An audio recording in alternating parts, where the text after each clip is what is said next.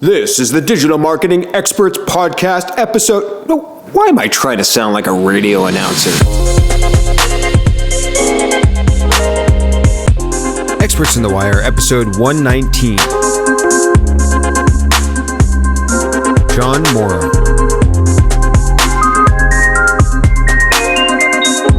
Hey everyone, welcome to episode 119 of Experts on the Wire. If you're a company or an individual looking to grow your blog traffic or your content marketing traffic, this episode is absolutely for you. Jon and I talk about everything from his overall traffic strategy to how to actually outsource content creation and actually get good results from writers, how to set publication dates and milestones, how to make your content better with tools like ClearScope, how Jon sets up his content team. It's actually a bit surprisingly different than how a lot of other companies and organizations do it. And I think he's really got this down to a good system.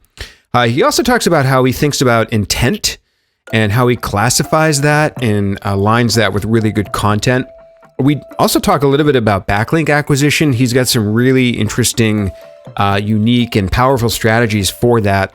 And he even talks about why and when he thinks it's ROI positive and appropriate to pay a writer $5,000 to $10,000 for a single piece of content. So there's that and a lot more in today's episode. Also, I want to tell you about unitedsearch.org. This is a new SEO speaker accelerator program. They are looking for mentors or mentees to join the program to kind of get some better voices into the SEO space and speaking circuit. And I'm actually going to have a special surprise guest a little bit later in the show to tell you about that for a few minutes. But now let's get into today's episode 119 with my guest, Jon Morrow. Take us back to sort of the beginning of where Smart Blogger came from. And as I understand, you had a prior name to that. So take us all the way back to, that first name and the beginnings of your website, why it started, when it started, etc. Yeah, so the very beginning of the story is, I think back in like 2008, I was a writer for Copyblogger, which is still around. It was huge at the time. And I gradually rose up the ranks to become an editor over at Copyblogger. And we were publishing a new blog post every day at that point. So we were publishing a lot of content. I was working with over 100 writers. And we grew search traffic up to about 3.5 million page views a month.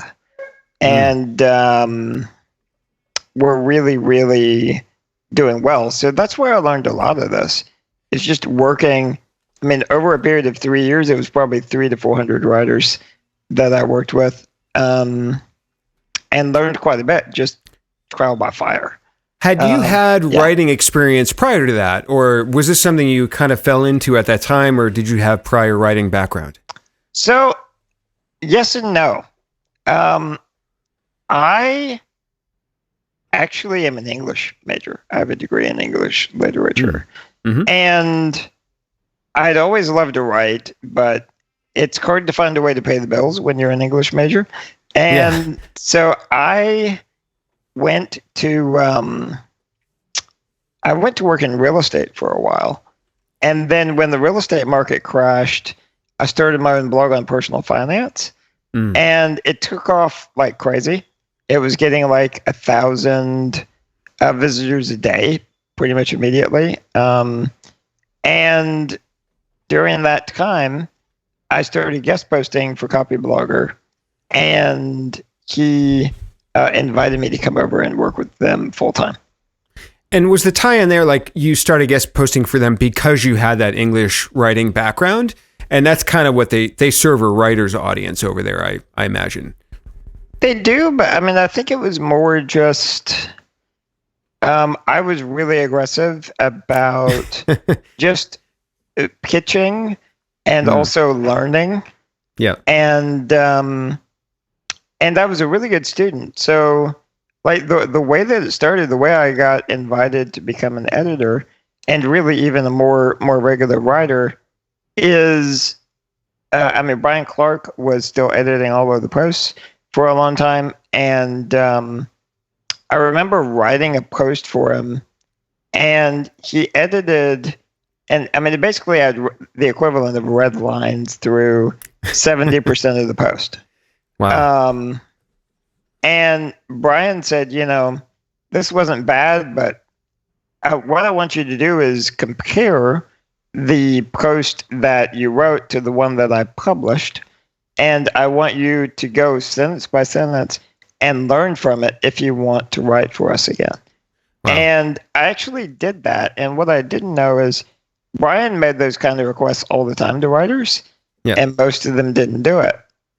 So I did, and over a period of 6 months or so, I got down to where from 70% to 0, to where he wasn't changing anything.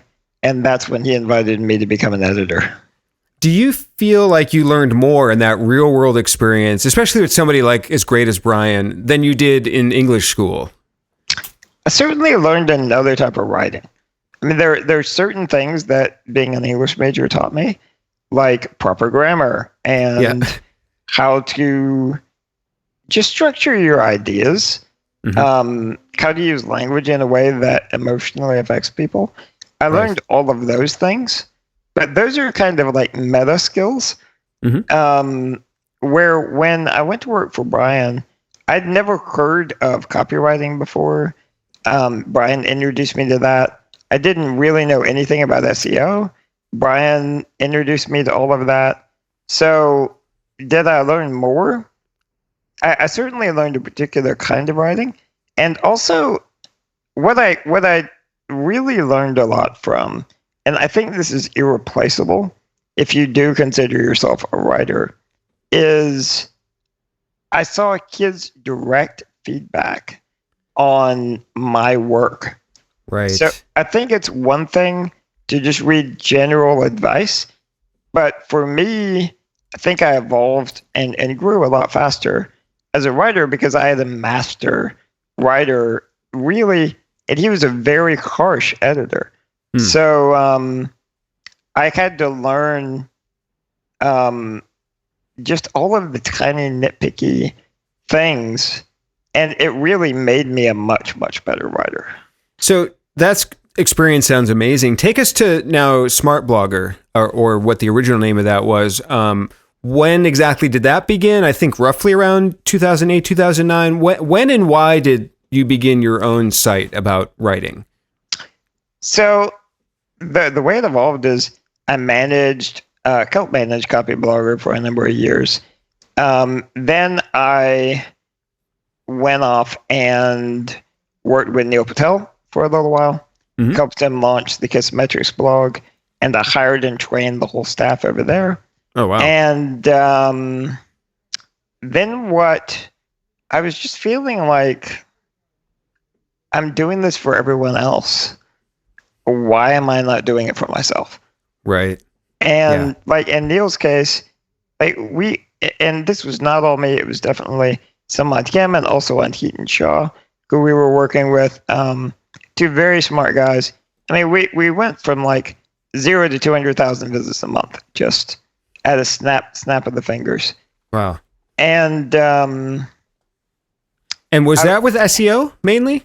That was, I mean, back at the time, I think 70-80% SEO. We were also doing a lot with Twitter at the time before the engagement tanked. So yeah, it was mostly Twitter and SEO. Yeah. So you wanted to finally do this for yourself with your own site. And what was the original name before it became Smart Blogger? It was called Boost Blog Traffic. Right. Yeah. So, and the reason why is I had kind of gotten known by influencers in the industry as the traffic guy. I was really, really good at getting traffic. Yeah. So, And one thing I want to ask and kind of tie it into then talking about now how you're getting this traffic is what is your overall approach or strategy to getting this traffic? I know you use a lot of search and SEO, and we're going to talk a lot about that, but do you have a general kind of approach or starting point strategically for getting search traffic? I do. And the strategy actually starts before search traffic. The first question I ask is, what is the dominant traffic source in this space? So one of the virtues of Smart Blogger, where we train writers and bloggers, is I've gotten to see the traffic stats in virtually every niche. Okay, some of the most popular sites, and what I've learned is every niche has a traffic source that completely dominates all of the others. And for example, in self-improvement, Facebook is extremely dominant. Really? Wow. Yes. Where in MySpace, like writing about writing and blogging and things like that, search is extremely dominant. And by extremely dominant, I'm talking like 95.5. Okay, that's how big of a difference it is. Mm-hmm. But like if I were to go into the self-improvement space, it's like 95% Facebook, 5% search. And is that actual like referrals? If you go into analytics and you're looking at, or is that a sign? What are the numbers you're actually looking at for the audience size? Yeah, I mean that's going into Google Analytics, looking at the referrals, and that's all the way up from small sites to the really big ones. I've looked at sites with like 3 to 5 million visitors a month, and the majority of it is from Facebook in the self-improvement space. Wow, that's incredible. And so what is the strategy behind doing that step first before then working on the search strategy? Does that dictate something about the approach to all of the content that you're doing? I would imagine you're maybe splitting some of the content, some for social, some for search, or how does that sort of play out into your execution of the strategy? Once upon a time, I used to do a bit of both. Now what I do and what I've seen is more effective is to focus on just one strategy. And the reason why is traffic has become more polarized over the last 10 years. I've seen it in traffic stats. I mean, like Twitter used to be big, now it's almost irrelevant. Yes. They're keeping everything internal. Like Twitter's been trying to keep everyone in their ecosystem, like many of the other channels too. And so by polarized, do you mean that, again, back to the audience, is that really when you're serving a certain audience that there's this primary traffic channel and that's where all the attention is for that audience? And so that's why you're focusing on that one. Is that sort of the polarization aspect of it? Exactly. And what people don't realize is the type of content you create for search and the type you create for social are entirely different.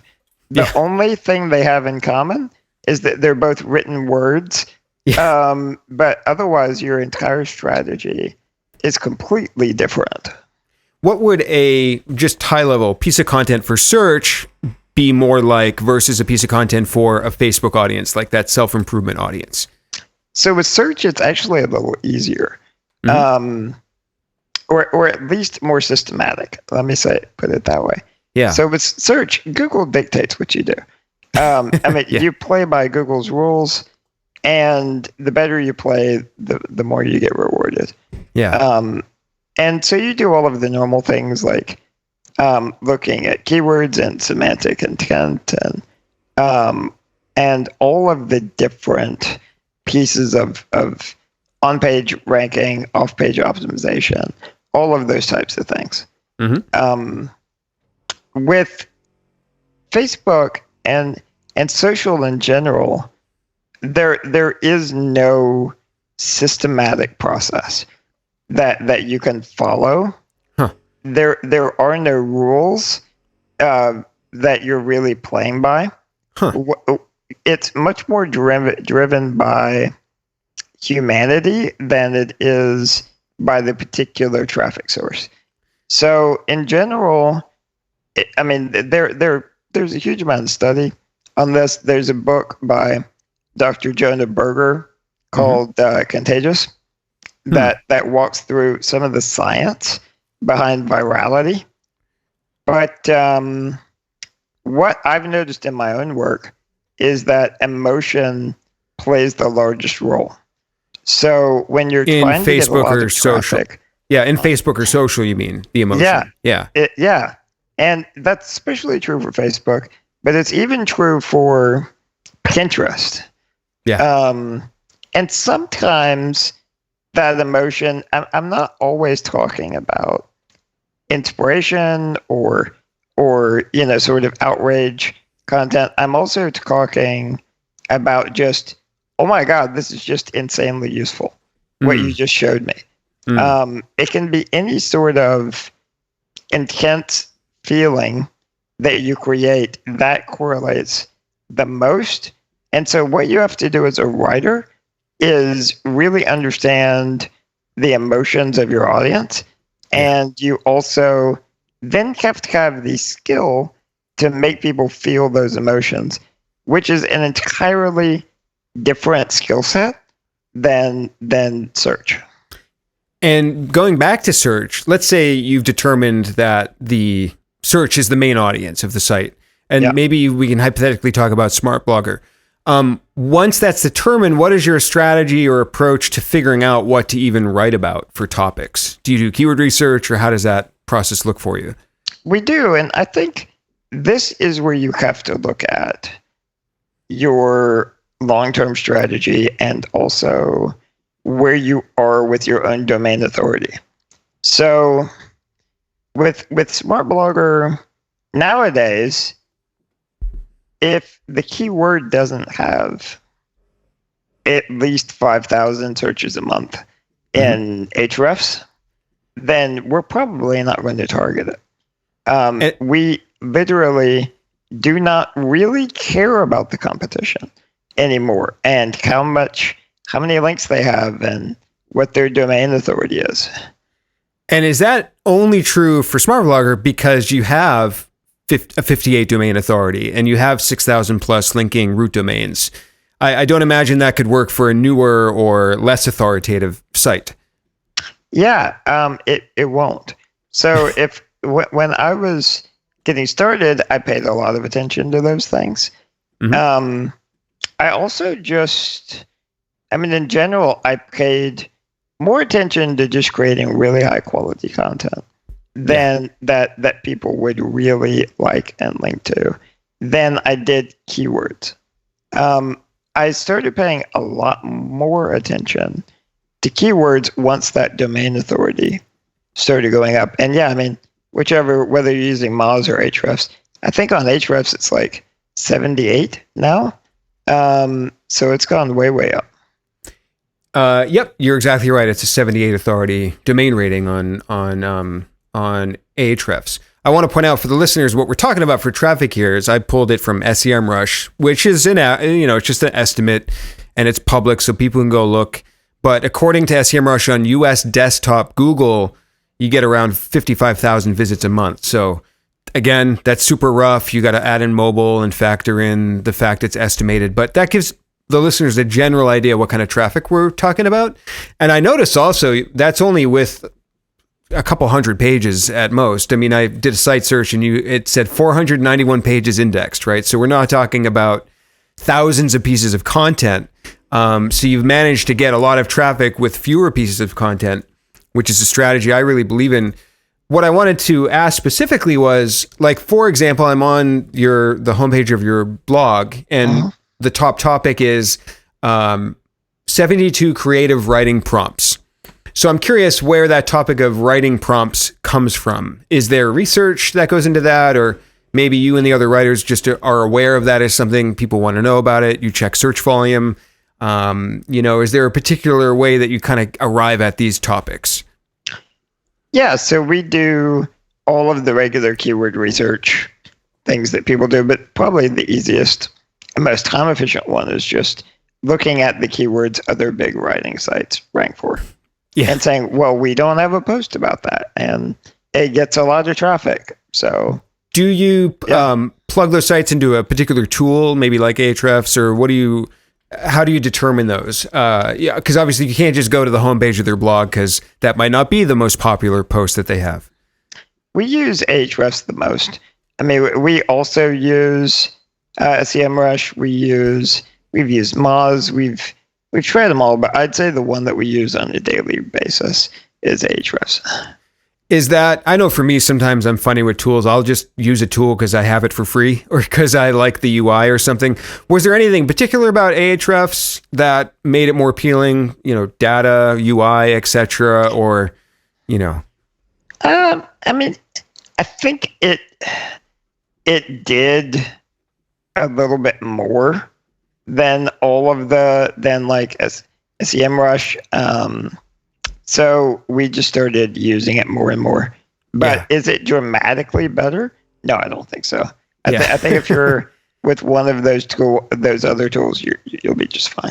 I would agree. So what I want to chat about especially was this idea that you brought up, which was outsourcing content creation to freelance writers and getting actually good results. Mm-hmm. I wanted to talk with you about this because through my experience with other clients or other companies I've seen, they don't always know how to do a good job with this. It can be very hard to find good outsourced writing help that actually can create high quality content that does get SEO results.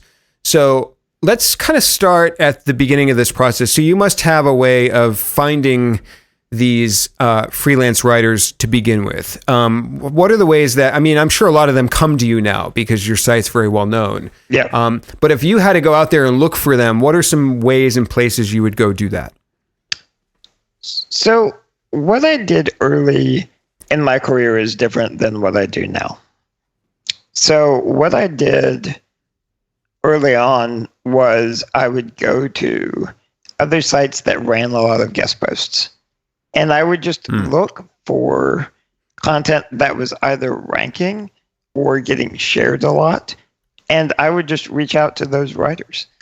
That's such a good, it sounds like, I don't want to call it obvious because I don't want to downplay it. It's such a smart strategy when you think about it.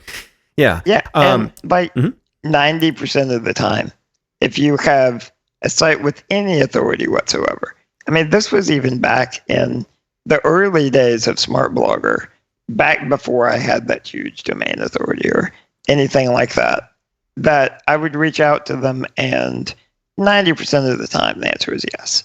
They'd be happy to write something for you. Yeah. And then so other than metrics, let's say somebody maybe you get a lot of inquiries now. Other than metrics, do you have ways of sort of vetting or getting a gauge for the quality of somebody as a freelance writer? I'm sure you actually look at their writing, for example, but it's obviously you look at metrics, but you might have a sense otherwise if somebody is going to write well and it might perform well in search. So what are some things you look for there? So I think it's useful to talk about what I used to do and still works, and also what I do now. Mm-hmm. So what I used to do is go through those guest posters, and I would find ones that had good on-page SEO. So, you start with basic things. Keyword and the headline. How are the subheads? Nowadays you have to think a lot about intent. So look at the intent. How well are they matching with intent? Are they clearly... The other really big one was, are they thinking about what the competition is doing? So did they write this in a deliberate way to try to beat the competition? Yeah. And rarely ever will you find a perfect guest post where you can say yes to all of those things. Mm-hmm. But I was checking for as many as possible. Then what I would do is Google the person's name and use search operators, do things like, written by or guest post, and try to find their other guest posts on other sites, because usually they'll have written for several. Right. And then I would look to make sure there's consistency, because what you don't know is the editor doing a really good job cleaning up behind them, and really they don't know what they're doing. Yeah. But if there's consistency, then that would be who I would prioritize the highest. Because of that skill. Do you ever find yourself actually asking them questions, either in an interview or over email or something. Because oftentimes I'll meet writers with clients or at companies, and a lot of them think they know a lot about SEO, but you can get a gauge for how they describe things. Like if they're talking about something like, oh, duplicate content penalty, which is a myth, you get a sense for they might not actually know as much as they think they know about SEO. So, are you actually also talking to some of these possible writers? And if so, what are maybe some questions that you might ask them or things to kind of look for? So what I did early on in my career is I would occasionally ask questions like, so what do you think would rank here? Like a more open-ended, so they kind of reveal a strategy, sort of. Yep. And they would write a few paragraphs. And that way you're not asking them about like SEO technicalities. Yeah, technicalities, but you can see whether they talk about the length of the post, whether they talk about, the supporting materials, images or infographics or things like that, whether they talk about subheads, the content of the posts, what competitors are doing. Mm-hmm. Now, I would occasionally ask those questions, but I would say 98% of the time got disappointing answers to those types of questions. Really? And is that representative of, does that mean that that's typically 98% of the possible writers are not good candidates? Or is it that just not really a good way to get a sense for if they're a good writing candidate? So what I eventually learned was that expecting a writer off of a guest post site to understand SEO was unrealistic. Right. And sometimes it's better because I find like sometimes the writers that don't know any SEO are less dangerous, or like, they're giving me dangerous if you think you know SEO and you work at SEO really hard the wrong way. That can be more dangerous sometimes. It can be. So what I started doing more and more of, and this is where I disagree with some of what other people do. So I rarely ever take unsolicited pitches. I really don't want to hear the writer's ideas for posts because they're almost always not optimized. Yeah. And I'd love to dig into that because I see that all of the time. So what is not optimized about the topics that they might pitch to you? It's very rare and I think unreasonable to expect a writer pitching you from the outside to understand your search strategy when they're pitching you, or even what keywords you may want to rank for.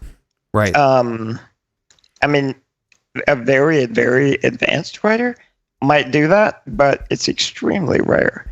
And so what I found was I really wanted to find writers who had good basic writing skills, who understood post structure, and also were easy to work with.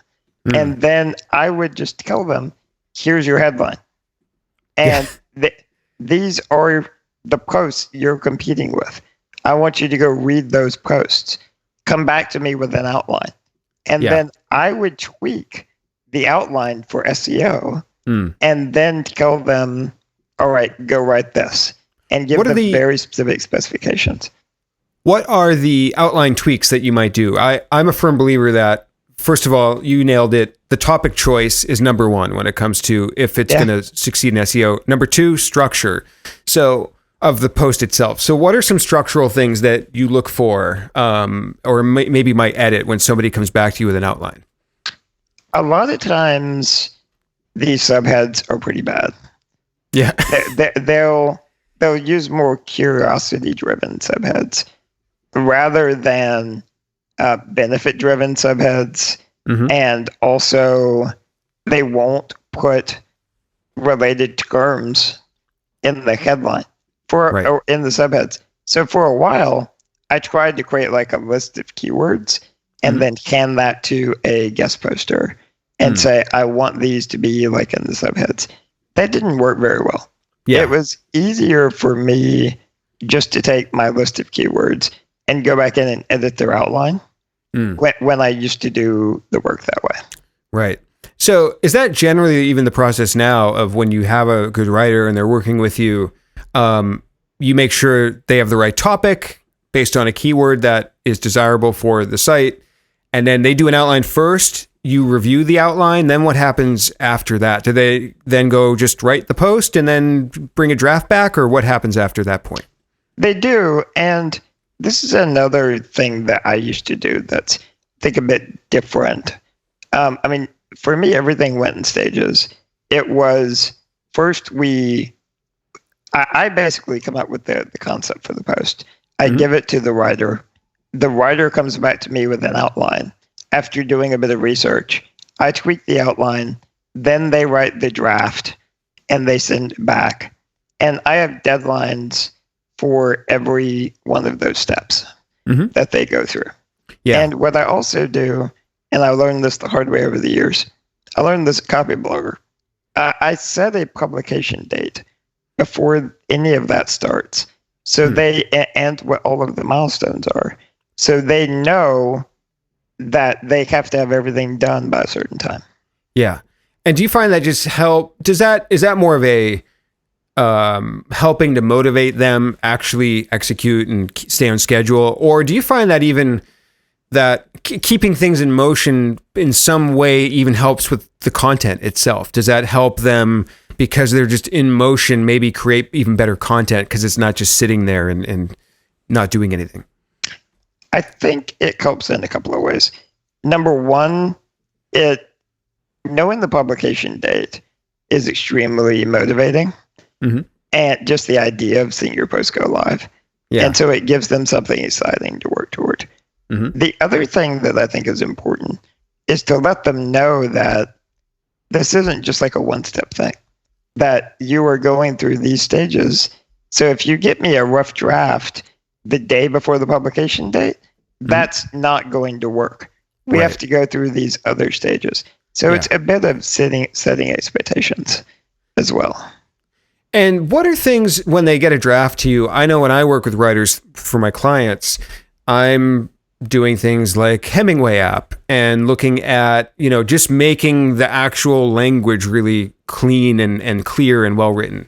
I'm also looking at some tools like TF-IDF tool or Google's natural language tool to make sure they account for certain other related topics and entities and things like that. Are there certain things that you look for or that generally you're having the writers do to make their content really good? So one of the things that we use for extremely competitive keywords is like ClearScope. We use ClearScope for that. And for listeners that might not be familiar, what does ClearScope do, or what is the feature within that you're using? So it basically gives you a list of keywords that are related to the keyword that you're targeting. Okay. And it does a lot of artificial and AI analysis of the competing posts and basically gives you a keyword list. And what do you do with those keywords? Because I urge the writers I work with not to just blindly throw them all into the article, right? Like, what kind of direction are you giving with that sort of insight that you could get? So we put them in after the post is written. So it's part of the editing process. Okay. How do you just throw them all in there, or there is a more like a strategic thought through process for that? The outline is built in such a way where it should be easy to get as many as possible in there. And also what we do now is we actually take the final draft from the writer, we put it in ClearScope, and then they give you a rating system. So you don't have to get every keyword in there, but we try to get it up to at least an A on their rating system before it goes live. Awesome. So another aspect that you brought up that I wanted to chat about, was like the content team in general as a whole, right? So we've talked about how to find a writer, how to work with them, how to work them through creating a piece of content.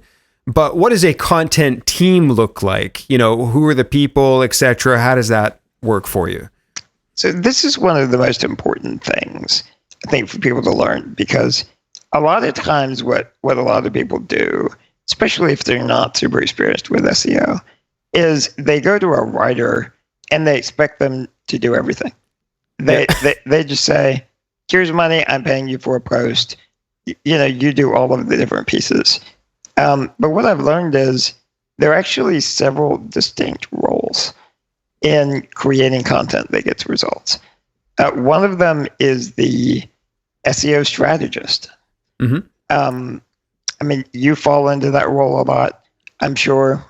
Mm-hmm. And the idea there is come up with overall search strategy, the keywords that we're going to try to target, and to do all of that thinking in advance. Right. I don't believe you can expect a writer to do that. I think that it really needs to be a strategist that's doing that kind of work. Mm-hmm. So you have your strategist, obviously the writer, and are there any other types of people within that content team? Yep. So we have two other people at the bare minimum. We have a substantive editor who also understands on-page optimization, who's going through and editing the thought of the post and making sure that the post lines up with that strategy for that post to make it rank well. Then we have a copy editor who goes through and just cleans up all of the language and makes it really, really sharp. So speaking of finding really good people in the world of SEO, if you're interested in speaking in the SEO industry, or you want to help those that are newer and coming up, especially those from underrepresented groups, get into the world of speaking in SEO, you definitely are going to want to know about United Search. And to do that, I'm going to bring in a special surprise guest, the chairperson of United Search, Ashley Berman-Hale, to tell you all about that. And we'll be back with Jon in just a few minutes. Can you kind of explain the problem in the SEO industry that United Search is seeking to solve? Sure. The problem that a lot of us saw and why we came together is there just are the same people on stage all the time. A lot of really great speakers, but we see is just an extreme lack of diversity in terms of, are we representing people of color, women, those with accessibility differences, difference in ages, etc., as well as just diversity in terms of new voices. And we feel like the new voices have a lot to offer. So United Search started to tackle that problem and get some fresh faces on the stage. How exactly does United Search work? It's basically a mentor-mentee program, correct? Yeah, correct. It's a pretty simple program, actually. So what we've done is we've gathered a lot of different folks who are interested in speaking. We're generally looking for people who have a bit of time in SEO but haven't been on the stage much. And we're pairing them with mentors that have volunteered. Right now we have, I believe, 17 approved mentors, quite a few more mentees than that. And the idea is to put them together, go through a program of around 4 to 8 weeks where we have the mentors essentially helping the mentees create a pitch and understand how to pitch it to different conferences, whether it's how to speak, how to put together a presentation, how to send out a short video or a pitch for it, as well as just once you're on the stage, how to make it stick. So the burden is definitely on the mentee to put the work in, to show us what they're passionate about, but we're going to get them time with folks who are very well known in the industry, seasoned speakers, and very well respected. We're so appreciative of our mentors for donating time. Yeah, and I was going to say, like, these are people in the industry that you do see currently speaking, and these aren't kind of no names in the industry. These are people that everybody should probably be familiar with and would maybe in some cases be a little hard to actually reach and connect with. So it's kind of great to bring people together in this program. We have people on this list I'm so excited about that I wouldn't necessarily normally have an into, but just some folks who are speaking in the industry internationally, who are known both for their speaking prowess, but also just they're incredibly clever and really giving people. So it's a great program. We're hoping that beyond just getting more diverse speakers on stage, we're really helping to create a stronger community and some really great friendships in the meantime. That's great. So where can people go if they want to look into being a mentor or a mentee or just check it out and learn in general? Fantastic. So we are found at unitedsearch.org. If you want to go directly to unitedsearch.org/apply, you'll start a questionnaire type form questionnaire for mentees. So we're really trying to filter and look for folks that we feel need support and that we're most excited about seeing on stage. So we are prioritizing different diversity requirements. If you're interested in becoming a mentor or even just helping out the board, there are 4 of us right now. It's all volunteer. It's a small but awesome gig that we have going. You can send an email to info@unitedsearch.org as well, and that'll get the group. So I hope that some of you will go check out United Search. Now, let's get back into this awesome interview with Jon Morrow. One thing you mentioned, I want to just quickly circle back to you, that's really important now at search is intent. I know you mentioned that a few times before. So where does the alignment of making sure the article matches the search intent, where does that fit within those roles? Who's sort of making sure that that base is covered? So the SEO strategist is the one to determine the intent that you want to target.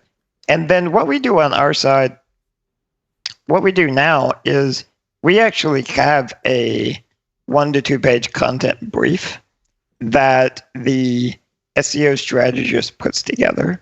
And the intent is one of the fields on that brief where we tell the editor, this is the intent that we're going after. These are the keywords.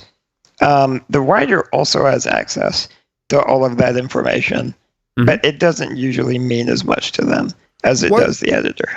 What are some examples of intents for you? I know I have my own ways that I classify intent, but I'd be curious to hear a few examples that you might use. So this is, in my opinion, one of the most interesting evolving parts of SEO right now. Is just understanding intent, the way Google looks at intent. The one that comes up most commonly for us is someone trying to figure out how to do something, or are they trying to get a definition of what it is? So like with affiliate marketing, are they trying to get, if they type in affiliate marketing, do they want a definition of that, or do they want a guide to affiliate marketing? That's one that pops up a lot. But there are many others for sure. Like I've classified like verses as a certain type of intent. Or something like I have this thing where I call like a thing list. So examples, strategies, tips, that sort of thing. So if you have affiliate marketing, that typically I see is like a definition intent, just that broad phrase. But if somebody types affiliate marketing strategies, now you need a list of strategies. So that's kind of how I might look at intent as well. And I agree, that's kind of the most fascinating and really important part to look at for SEO, especially now.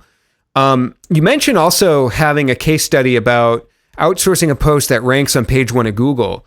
I know you have a lot of posts that rank really well. I'm in SEMrush again, and your top traffic post according to SEMrush, Make Money Blogging, has over 11,000 visits per month, or 11,000 visits per month according to SEMrush. Was there one in particular you had in mind you want to walk through for that particular case study, or can we choose anything that's ranking really well here? So there are quite a few that we've done that rank really well. The one I was going to mention, we were ranking number 3. We'll have to see where it is today. It's been rotating around. Was we wrote one for ClickBank. Oh yeah, I see that here. Let me open up this post, and I'm also going to open up and I'll read to the listeners where SEMrush has you ranking now for that. But you're saying that this piece of content was entirely outsourced. It was. Now, what I do now, I think this is worth talking about. So the strategy that I used to use of using guest posters, I no longer use. And what we do now is, over the years, I kept getting requests for writers that really understand SEO and didn't have any. So we started a training program for writers to basically master SEO and content marketing. And so what I do now, and I'm not the only one, we even have some pretty big agencies that are starting to use these writers, is we train and certify writers where not only do they have to take a test on SEO and on structure and everything to prove that they know it, but they actually have to write a 3,000-word ultimate guide. And we have an editor look at that and make sure they have all of the components in place to receive their certification. So I exclusively work with writers of that program now. And they're on writer.me. We've put a public listing of all of the graduates. And I'll put that link in the show notes, by the way, at evolvingseo.com/wire. SEMrush has you ranking number 2 at the last time they checked the ranking for just the single keyword ClickBank. Is it because the writer now goes through this program, then they come out the other side of that very well equipped to create this kind of content that does well for search? It is. And it's because one of the things that we teach them is competitive analysis. So we teach them, all right, how to look at a search engine listing and understand what you need to do. We teach them to work from a content brief that's provided by an editor, how to read it, how to understand it, how to ask questions about it. And also, I think the other big thing to recognize here is we did the strategy work. So we're giving them that content brief. And I can even, by the way, if you want to show it, I can give you an example content brief. Oh yeah, that'd be great. Yeah, and I'll put an image of it in the show notes if that's okay. It's one of the things I was even talking about with Matt Barbie a couple of weeks ago. I showed him ours, and he said, "This is an amazing content brief." Matt cool. Barbie We'll definitely HubSpot. HubSpot. Yeah, we'll definitely show that then. If he thought it was amazing, then I'm sure it's pretty incredible. So we'll put that in the show notes too. Yeah. So the reason why it's ranking, and this is, I think, the important nuanced thing to understand, is you have all of the different people doing their jobs. And those jobs are also very well defined. Yeah. And kind of what I'm hearing is like, you can't just, in most cases, 99%, you can't just think of like a blog article as the job of one person anymore, right? It's not like, oh, I'm a writer with a single idea, I sat down and executed. Like maybe I did that for a client recently. They rank number 2 for very high volume things. So maybe in a rare case, sometimes some people can do that if they've worn all hats at a certain point. Right. But it really sounds like this is a team effort. That sounds like the core message here. It is, unless, so the only exception is, there are 2 exceptions. Number 1, if you're just getting started and you outsource to a writer, a lot of times you're wearing all of those other hats. So you may not realize it, but you are now in the SEO strategist, substantive editor, and copy editor seat. Yeah. And it's important to know that. The other side of it is, yes, there are writers who can wear more of those hats, but they're much more rare, and in general, they're much more expensive. Yes. So we have writers who, for example, understand SEO strategy, and we have students who are getting paid up to about $5,000 to $10,000 per post to write posts for very competitive keywords where there's a lot of research involved. There's a lot of strategy involved. And they're getting paid more for that ranking than they are for the actual word count in that case. That's really important because there's so many companies that think they should pay a writer by word count, which is terrible. Or they think they're going to get a high quality piece of high ranking content for $500 or something. But this is a great illustration of the work that goes into that. I mean, the post I'm referring to, I tried to do it really quick and scrappy, and I still put 15 hours into it, which is like a lot of work. And there was a lot of research behind it. So, and then speak to the ROI for a company on that, right? Because some listeners might be working at a company where maybe they are hiring writers or spending money on content. Maybe some people are going like, why would I spend $10,000 on a piece of content? What's the ROI of that? The ROI is you're getting that residual traffic for a long period of time. And to really get the ROI, and this is where even more jobs come into play, you have to have someone looking at conversion optimization. Are you getting these people to either opt into your email list? Are you getting them to purchase something? whatever your goal is, ultimately, I mean, that's a whole nother group of people, or at least a whole nother group of skill sets that have to come into play to make all of this work. Yeah, I see that happen where sites will get traffic but fail to convert that traffic, and that's really kind of sad when that happens. I mean, in general, I mean, our site at Smart Blogger is very well optimized these days. In general, we make about $1 per visitor that we get. So, I mean, that's a lot more money than a lot of sites make. So there's a lot behind it. If you spend $10,000 on a piece of content, but it gets 10,000 visits a month times 12 months, 120,000 visits. I mean, you're doing the math, right? That's, if it's $1 a visit, $120,000 of ROI, off of the 10,000 spend. So the math can work if people connect all the dots.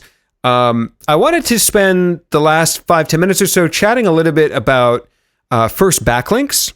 We'll start with that. So one thing I've noticed on Smart Blogger, like I mentioned, has domain authority of 58, 6,600 plus linking root domains according to Ahrefs, and a 78 authority according to Ahrefs. Did you ever do any backlink building, or was that all organic? And whatever the answer is, then we'll walk down that path and talk a little bit more about that. For years, I didn't. But once, well, number one, SEO has gotten more competitive over the years. Dramatically more competitive. Yeah. And also the other piece of it is as you get more and more domain authority, the question then becomes, how can I best leverage that domain authority in different ways? So as we've thought more about that, so for like the first 5 years of Smart Blogger, we didn't do any link building.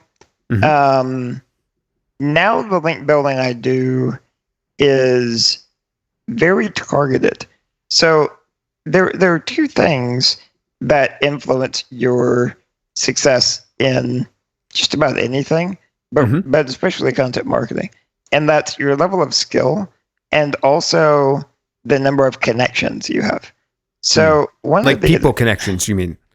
I'm sorry, say again? Do you mean like your network, like people connections? Yes, people connections. So one of the advantages of being around a decade now and also writing for Copyblogger and also working with Neil Patel, my network is vast.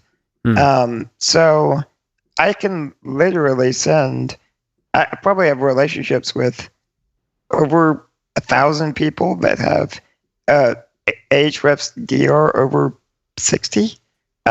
So I can send out emails to people who know who I am, who will do small favors, like links. They'll link to you like that. And I do small favors for them too.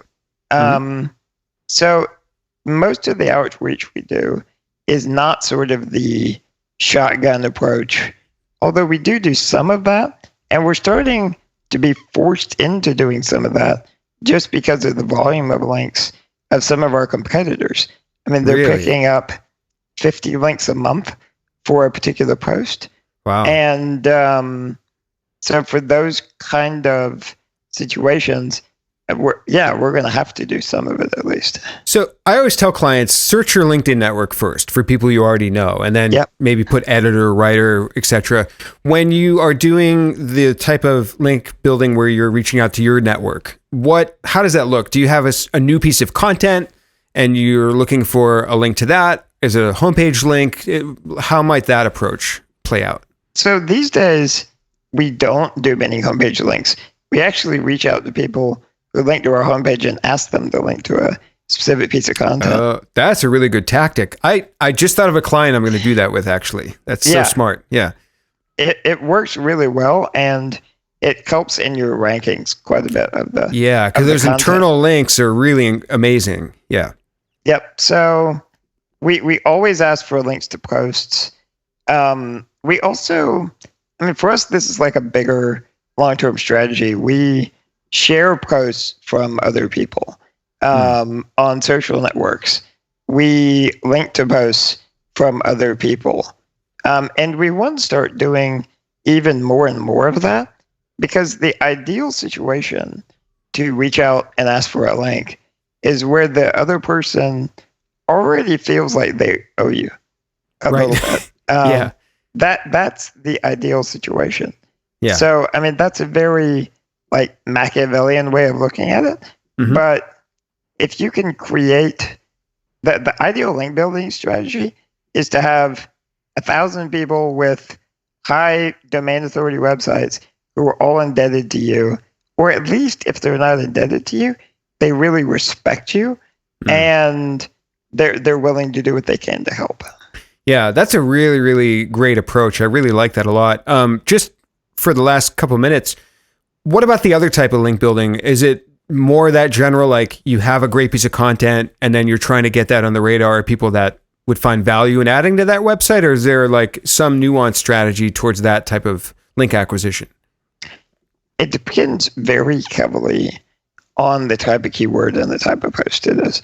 So, I mean, like a great example is trying to rank for a guide about how to write a blog post is totally different than trying to rank for an extremely competitive, highly monetized keyword like WordPress hosting. Right? Right. The link building for those are completely different. The strategies you use are completely different. The type of links you get are completely different. Yeah. So it depends. So and Jon, this has been a great discussion. I'm really glad that you reached out and we were able to chat on the show. I want to give you a minute or two to tell the listeners anything, point them anywhere you want them to go. Obviously, Smart Blogger. Maybe I think you mentioned you're maybe promoting something. I forget what that was. I apologize. You had in your email a book maybe or something else.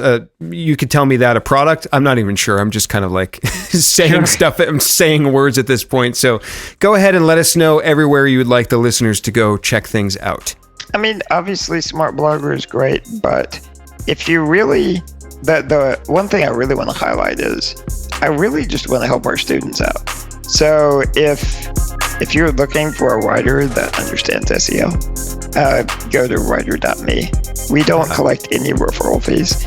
All of those leads go directly to the writers. Oh, wow. And we're just trying to help out them and get them started. So yeah. Well, I'll certainly point my clients to that site now that I'm aware of it when they're looking for writers, because that sounds like, I mean, if my clients could get more writers that are already up on SEO and have all that training, that would be amazing. So it sounds like a really great resource. And then can people connect with you anywhere else? Are you on social, or is it mainly just the website is the best place? So I'm on, if you're friends with one of my connections on Facebook, you can connect with me that way. Okay. I'm on Twitter a little bit, but mostly just the websites. I've gotten to the point where I've deliberately isolated myself these days. Yeah. Well, social can be a little overwhelming, that's for sure. So everyone make sure to go to Smart Blogger and then the writer site. We'll put everything in the show notes. Jon, again, it was great chatting. Thank you for joining us on this episode of Experts on the Wire. Thank you for having me.